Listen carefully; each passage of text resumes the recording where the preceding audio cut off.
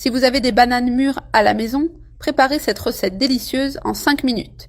Je vais commencer par ajouter une cuillère à soupe de beurre dans une poêle.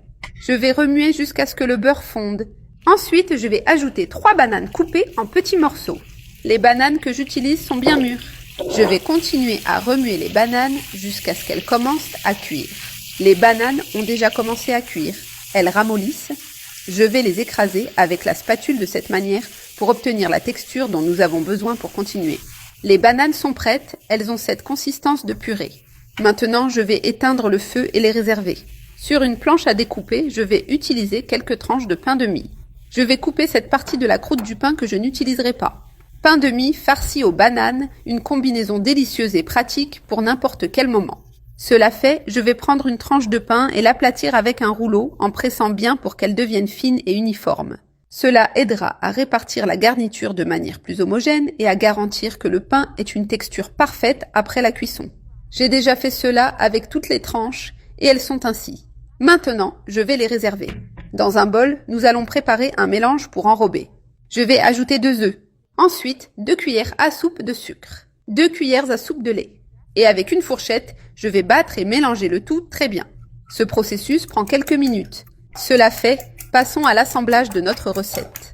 Je vais ajouter une partie de la garniture de banane au centre du pain et utiliser le mélange que nous avons préparé pour badigeonner les bords du pain.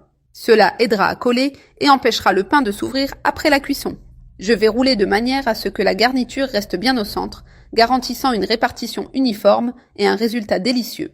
Je vais les réserver ici et faire de même avec tous les autres. Cela fait, je vais en prendre un et le passer dans le mélange que nous avons préparé, en m'assurant qu'il soit bien couvert. Je vais le transférer sur cette assiette et faire de même avec le reste pour que tous les morceaux soient égaux. Maintenant, je vais les faire frire. J'ai déjà fait chauffer la poêle avec un peu de beurre.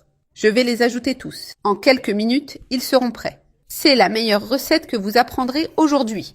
Et maintenant, je vais attendre qu'ils cuisent d'un côté. Cela fait, avec ces 2 fourchettes, je vais les retourner soigneusement pour m'assurer qu'ils soient bien frits et complètement cuits de tous les côtés.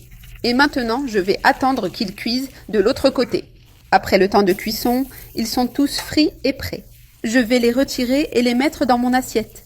Et pour les rendre encore plus savoureux, je vais passer nos roulés dans du sucre avec de la cannelle en poudre, ce qui rehaussera leur saveur de manière délicieuse.